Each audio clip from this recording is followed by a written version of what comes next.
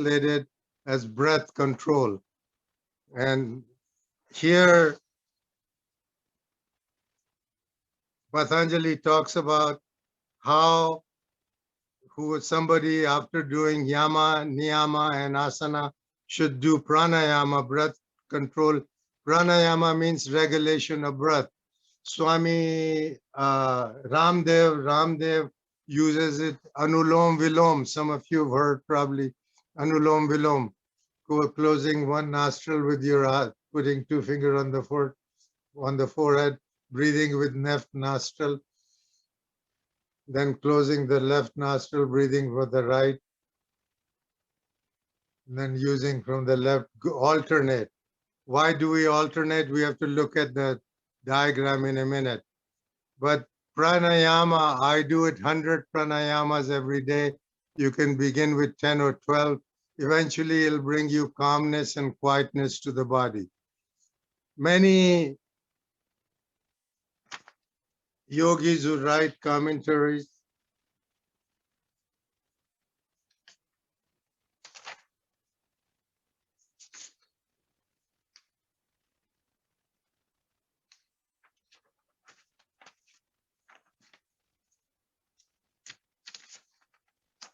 they talk about chakra. Let me show you the picture of chakra.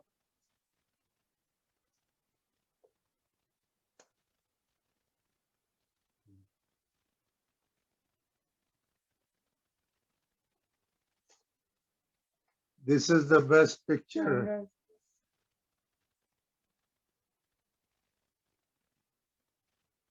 Okay, so there are 7 chakras, and the idea is when you do pranayama, there are two things that are important to remember. After Patanjali, a system developed called Tantric Yoga.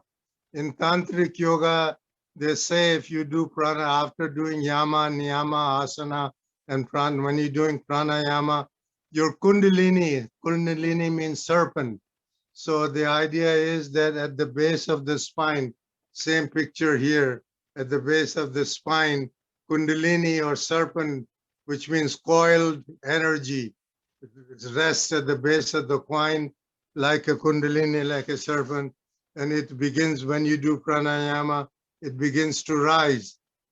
There are 2 kinds of nerve endings that in the spine that are illustrated. Let me show you this again. If you notice this picture, you see it's zigzag going back and forth. There are 2 nerves called Ida and Pingala, and in the center is straight called Susumna. Susumna is where the energy travels and it hits various chakras. You must have heard. Patanjali says this system of yoga, pranayama, raising your kundalini is very difficult. Don't attempt it because you can raise your wrong energy at the wrong place of the spine, and it'll give you 2 things happen. Either it can stuck at a chakra or it can give you pain. There is a written account of a master yogi and writer that I'm sure you've heard his name, Krishnamurti, who spent a lot of time in California. By his teacher, he was declared the reincarnation of Krishna for modern time. He denied that, but Krishnamurti tried to raise his kundalini without the assistance of any guru, and he got stuck in the wrong place and he had pain for a long time. He had to go to another guru to be remedied and to cure. So I will recommend, do not try to raise your kundalini, but many commentaries says you can do pranayama like I do every day, 100 times or 10 times or 20 times, simply to calm yourself, quiet yourself, quiet your mind, and that's okay.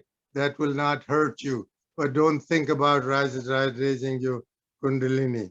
Okay, so let me go on to the next one.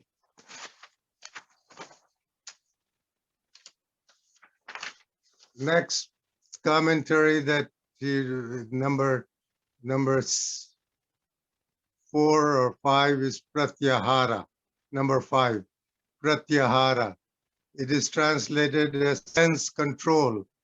Patanjali says that when you're doing yama, niyama, asana, and pranayama, self-control begins to develop in your body. That means self-control means that you consciously, now you begin to consciously concentrate on, on a point or on a deity, and you begin to now emphasize on the notion of Ishvara, which is the etymology of my name, Ishwar.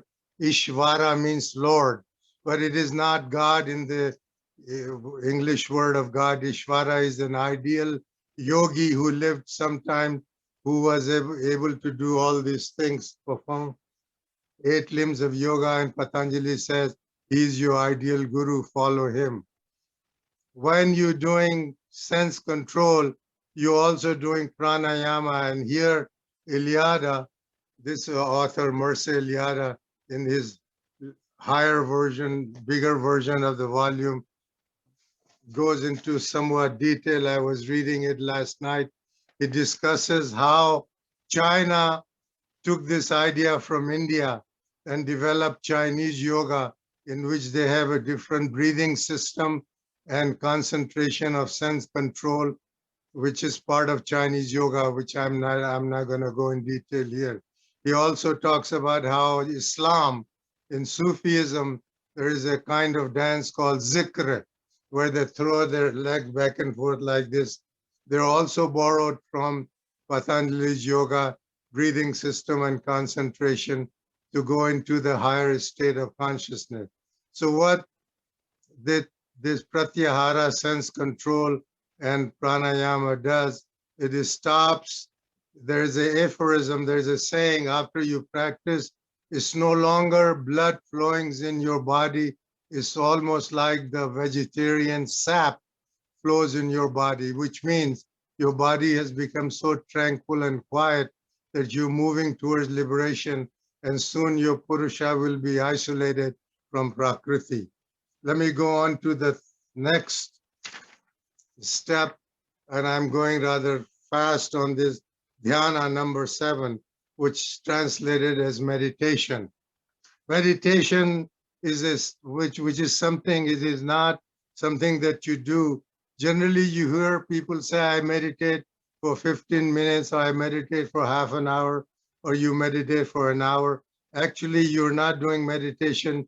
You're creating a state in which the meditation will occur. So meditation for Patanjali is a state of occurrence. There's nothing to be done. It's something that happens to you. What is meditation, dhyana? It is the state in which mind is totally at rest. And philosophically speaking, when dhyana occurs, when this meditation, when you go into this state of meditation, all karma, all activities loses its effect. And here, let me elaborate a little bit the Hindu notion of karma, which you already know. Karma means action. We're always producing action. We produce negative action. We produce positive action. We also have neutral action, like I'm waving a hand. It has no positive or negative action. But if I use this arm to illustrate a point that is positive, is a positive karma. So every karma has a reaction.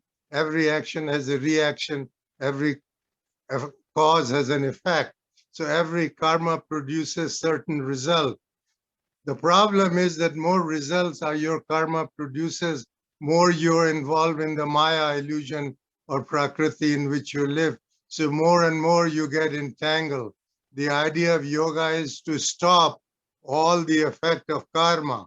So Patanjali said that karma that you will produce after going into karma will not bear any consequences, will not have any negative effect at all. You will only have positive effect. So eventually then this will lead you to the last step of yoga, which is called samadhi. Samadhi means union or absorption. And here let me explain Sankhya yoga, dualism, and then what samadhi really is.